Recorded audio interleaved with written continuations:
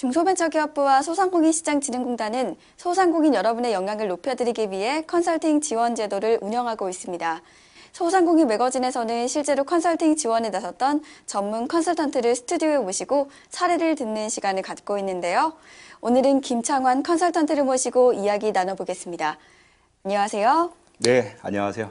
소상공인 컨설턴트로 활동하고 있는 경영지도사 김창환입니다. 반갑습니다. 네, 앞서 경영지도사라고 소개해 주셨는데요. 경영지도사 자격증의 하나인가요? 네, 그렇습니다. 경영지도사는 중소기업 진흥에 관한 법률에 따라서 중소벤처기업부 장관이 부여하는 국가 전문 자격증이고요. 경영지도사 자격증을 갖고 있다는 것은 해당 분야에서 전문 지식과 소양을 갖고 있다고 중소벤처기업부 장관이 인정을 했다. 이런 의미가 있는 자격증이라 할 수 있습니다. 네, 그리고 또 선생님께서는 노무법인에서 종사하신 경력을 바탕으로 컨설턴트 활동을 시작하셨다고 들었습니다. 네. 그 가운데 오늘은 어떤 사례를 소개해 주실 건가요? 네, 오늘 소개해드릴 사례는 서울 강남구에 있는 IST웹이라는 IT 회사입니다. 병원에 특화된 홍보용 웹페이지 및 모바일용 앱을 전문적으로 개발하는 회사였는데요. 2016년 창업 원년부터 단기 순이익을 창출했고 올해는 약 2억 원의 매출을 목표로 하고 계셨습니다. 네, 2016년부터 단기 순이익을 창출하실 만큼 사업을 잘 이어오셨는데요. 그런데 왜 컨설팅을 의뢰하셨나요? 이번 회사 같은 경우에는 이제 홍보용 웹페이지를 개발해주는 회사인 것처럼 자체적인 마케팅 활동도 굉장히 잘 하고 계셨어요. 그래서 컨설팅 신청 당시에 보니까 10건의 프로젝트를 동시에 추진하고 계셨죠. 그런데 문제는 동시에 추진하는 프로젝트를 수행할 수 있는 인력이 부족했습니다. 그러다 보니까 디자인과 웹 프로그램 개발 측면에서 외주에 상당 부분 의존을 하고 계셨죠. 외주 처리를 하게 되면 장점이 별도로 인사 노무 관리가 필요치 않다. 뭐 이런 장점이 있지만 지식이 내재화되지 못하고 또 외주 업체 간 의사소통이 쉽지 않다는 이런 단점도 또 있습니다. 또 반면에 정규직 근로자를 직접 채용하고 근로자 수가 계속 증가하게 되면 뭐 그 순간부터 일반 관리는 물론 인사 노무 관리 체계가 구축이 돼야 되는데 이사장님 같은 경우에는 기술력은 있으셨지만 인사 노무 관리 관련해서 이제 전문 지식이 없으셔서 그 두 선택지 사이에서 굉장히 고민이 크셨죠. 그래서 컨설팅 신청하시게 됐습니다. 네, 기술력은 갖췄지만 또 인사 노무 관리 측면에서 어려움을 느끼고 컨설팅을 요청하셨다 이런 말씀이신데요. 네. 그렇다면 또 가장 먼저 어떤 도움을 주셨나요? 네, 가장 먼저 직무별로 근로시간 분석을 실시를 했습니다. 이 회사 같은 경우에는 폭주하는 업무에 비례해서 상시적으로 근로계약 연장 근로를 실시하고 있었는데 포괄임금제에 대한 이해가 없으셨어요. 또 노동부에서 제공하는 표준 근로계약서만 갖고 계시다 보니까 그 당시에 회사 실정 전혀 반영되어 있지도 않았고 포괄임금제 도입에 필요한 어떠한 준비도 되어 있지 않은 이런 상태였죠. 따라서 근로시간 분석을 통해서 포괄임금제 도입에 필요한 필수적인 평균적인 연장 근로 시간, 평균적인 연장 근로 수당 이것들을 이제 정확하게 산출할 수 있었습니다. 네, 근로시간 분석을 통해서 체계를 바로잡아 주셨는데요. 체계를 잘 정비를 했다면 이에 맞는 적절한 수당 배분도 중요할 것 같았는데요.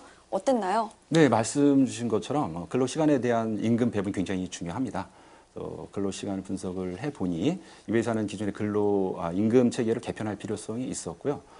이 회사의 당시 임금 체계는 기본급과 식대로만 구성되어 있어서 포괄 연장 수당 항목을 새롭게 추가를 해서 임금 구성 항목을 재설계했습니다. 그런데 임금 구성 항목을 재설계한다는 것 자체가 중요한 것이 아니라 재설계 결과가 근로계약서와 임금 대장에 정확히 반영되는 것이 더 중요했고요. 그래서 이 결과가 임금 대장에 정확히 반영될 수 있도록 컨설팅 결과를 세무사 사무실에 통보하시라 이렇게 권고를 해드렸습니다. 네, 포괄 연장 수당 항목을 추가하는 데 그치지 않고 근로계약서와 임금 대장에 반영할 수 있게 도와주셨는데요. 이렇게 항목이 추가됐다면 근로계약서 내용도 당연히 달라지겠죠? 네, 맞습니다. 당연히 달라져야 되고요. 이 회사의 근로시간 분석 결과를 보면 직무별로 법정 근로만 실시를 하던가 아니면 일평균 2시간씩 연장 근로를 실시하고 있었습니다. 그래서 근로시간 분석과 임금 구성 항목 재설계 결과를 정확히 반영해서 근로계약서를 생산을 해서 제공을 해드렸고요. 또 추가로 임금 수준별로 법정 근로시간과 연장 근로시간은 물론 해당 근로시간에 대한 임금 배분액을 자동으로 계산해주는 임금 조견표까지 같이 만들어서 제공을 해드렸습니다. 네, 근로계약서뿐만 아니라 임금 조견표까지 활용할 수 있도록 도움을 주셨는데요.